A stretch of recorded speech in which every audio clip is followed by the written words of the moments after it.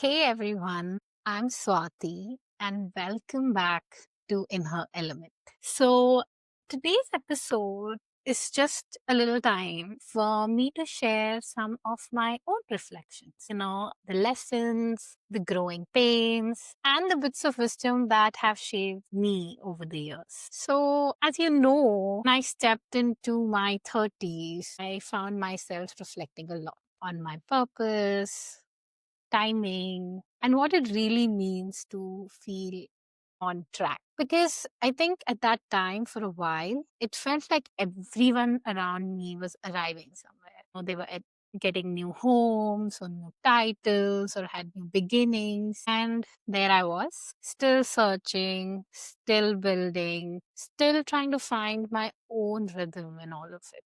And in one of those uncertain seasons, I came across a quote on Instagram because we all love to just go through those reels and they give us some deep reflection about ourselves. And that quote I came across, I haven't been able to forget. It was, I think, by Brené Brown's in a piece that she had written called Braving the Wilderness. And in that, she wrote, there will be times when standing alone feels too hard, too scary, and we'll doubt our ability to make our way through the uncertainty. But someone somewhere will say, don't do it. You don't have what it takes to survive the wilderness. This is when you reach deep into your wild heart and remind yourself that I am the wilderness.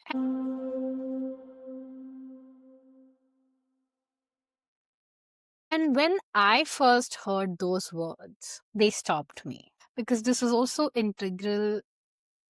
This was around my 30th birthday, which now feels like a million years ago, but it was actually just like 2 years ago. And I knew exactly what that felt like at that point. That ache of standing in the middle of this uncertainty, of wondering if you've fallen behind or if your path even counts when it doesn't look like anyone else's. But with time, and of course, I think wisdom, I have come to realize that this quote isn't just about standing alone. It's also about learning to belong to yourself, even when the world doesn't quite understand your timing.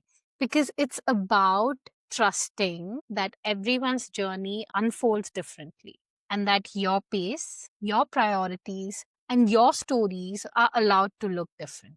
Because in the end, that's what makes us human. That's what makes us beautifully unique. And there are seasons in life when standing alone doesn't feel empowering because it feels heavy. When the choices you make are misunderstood, when the milestones you haven't hit yet, they start to echo louder than the ones you have. And it's also when the silence after a big decision that you took feels too loud to hear. And that could be, starting over in a new country or a completely new career. It could be wanting to choose a slower life, when the world only rewards speed. Or maybe it's just saying no. No to expectations, no to timelines, no to versions of yourself that everyone else has built for you. And I think in those moments is when you feel like you're the only one that's still figuring out. But please, please remember that you are not behind. You are just in your own wilderness and you're just learning your own rhythm. And the reason I'm saying this and I wanted to talk about this was because I think for a very long time, I thought that the wilderness that, I'm talking about was a very lonely place. Like, you're lost without having a map. But now, through what I've learned and what I've experienced, I see that this wilderness that we talk about isn't where you lose yourself. It's actually where you meet yourself. It's that space between who you were told to be and who you are becoming.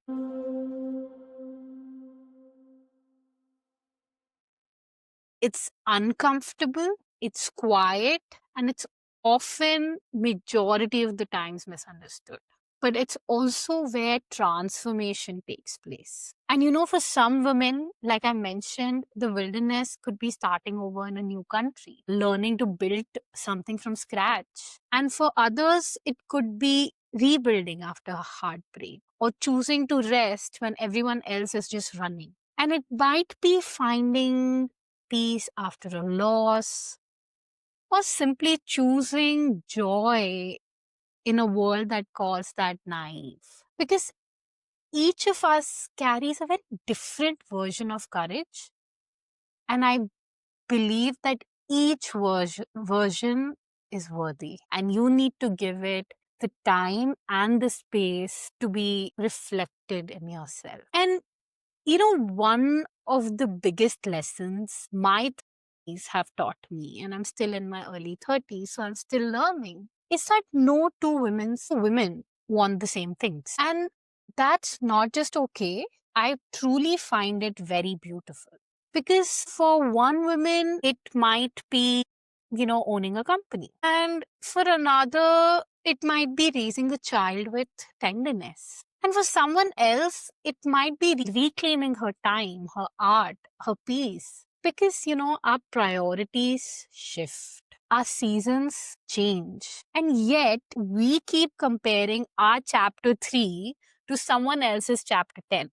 But I think we don't have to, because real empowerment isn't about wanting the same things. I think it's about giving each other the freedom to define life on their own terms and the grace to do it at their own pace.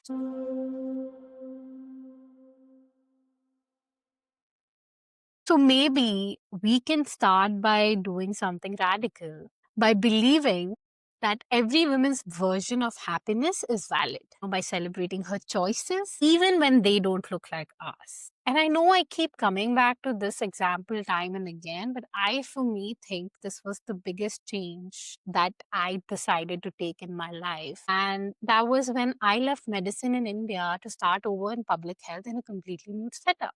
It truly felt like walking straight into the unknown. And I remember everyone had opinions. Someone said, you'll regret it. Someone said, you're giving up too much. And honestly, there were days where I wondered if they were right.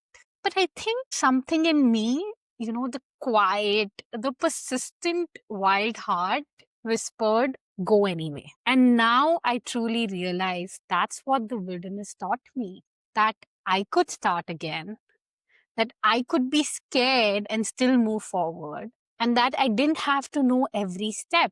I just had to trust myself enough to take the next one. And if there's one thing that I have learned through it all, it's this. I think we as women need to hold space for each other, even when our choices don't mirror our own. You can be the woman who's chasing boardrooms and still cheer for the one building her life around slow mornings and family. You can be the woman who chooses not to have children and still celebrate the ones whose life revolves around her. You can also be the woman who travels the world and still love the ones who find contentment in staying rooted. And I don't think we need to agree to support each other.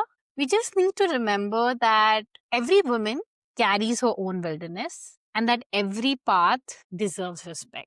Because this is what I want to create as an ideology, and that is, we are not in a competition. We are in this to build a community.